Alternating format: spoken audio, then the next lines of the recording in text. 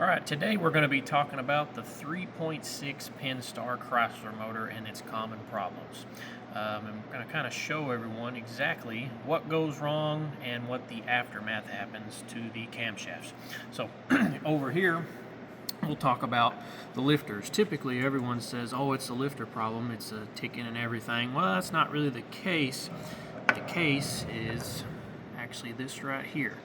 This is your rocker arm, and as you can see, that ain't really looking all that great, is it?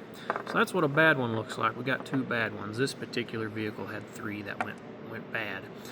This one right here is a good one. As you can see, it spins really good. Really good one. And so went a little bit further to show you what happens down on the inside. So if you'll notice right here, this is the pin that holds that little roller in the center right here, and these are the needle bearings. And as you can see, this is a good one. That pin and everything looks really good. I thought maybe it's the bearings. That is not the case.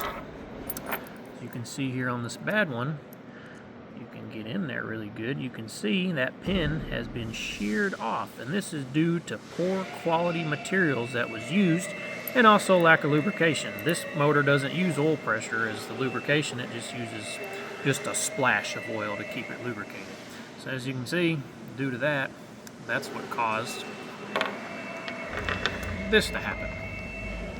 So that is the problem, very common problem on these motors.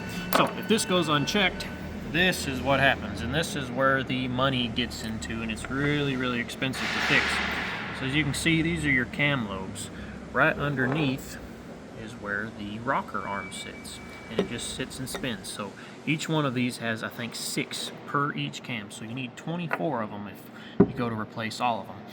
And as you can see right here, you can see that teardrop design, like this one right here, is no longer there. It was shaved completely off. So this cam was trashed on this motor. Same with this one. This one was trashed as well.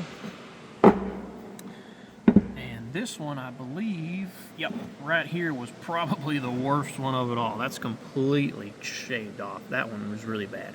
Runs really rough. It's really bad when that goes out. So this one was the only one out of the 4 that was good. There was a little bit of scarring right here on the caps where it gets held down to the motor. But we went ahead and replaced all 4 per the customer's request.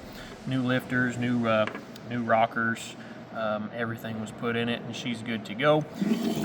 Now, if you wanting to get this job repaired, Chrysler charges about $5,200. This is a very expensive cost.